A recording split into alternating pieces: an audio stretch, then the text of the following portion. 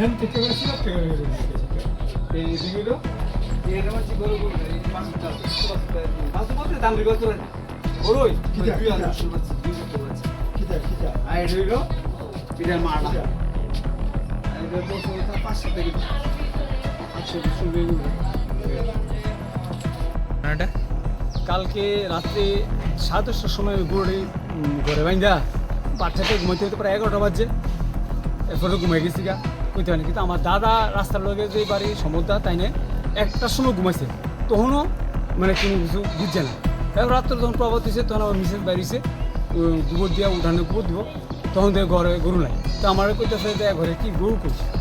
আমি কই তো গরু তো বাইন্দে ঘুমাইছি করো তো এরপরে নাই তো নাই তারপরে এই দিকে রাজার বাগটা একটু ঘুরলাম সেকেন্ড থেকে ঘুরিয়া পাইলাম না এরপরে উঠে থানাতে গেলাম থানার ওসি স্যারের নামটা ঠিক আমি সেটাই না তাই আমার থেকে এন্ট্রি রাখছে নাম কি তা বাবার নাম নিজের নাম তারপরে ফোন নাম্বার রাখলো কইছে আধা ঘন্টা পরে আইতাছে তার ইনভেস্টিগেশন আইব কিন্তু এখন পর্যন্ত আসেনি তারপরে আমার তো ফোন নাম্বার আছে তো আমরা ফোন করবো এই পর্যন্তই করবো আর আমি তো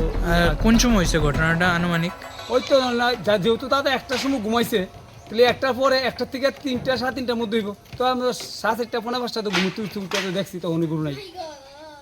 কাউরে কি সন্দেহ হইতেছে? সন্দেহ তো কাউরে হয় না যেহেতু দেখছি না তো কারে সন্দেহ করুন নিশ্চয়ই কোনো না কোনো লোকের তো হাত আছে। হ্যাঁ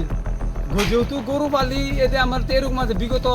আমার বাবা থাকতেই আমরা গরু পালতে আসছে দেখছি প্রায় 60 বছর হয়েছে আমরা এই বাড়িতে থাকি গরু এরকমভাবে কোনদিন শুরু হইতে দেখছি না। হ্যাঁ কিন্তু ঘর থেকে কত গরু তো রাস্তাঘাটে থাকে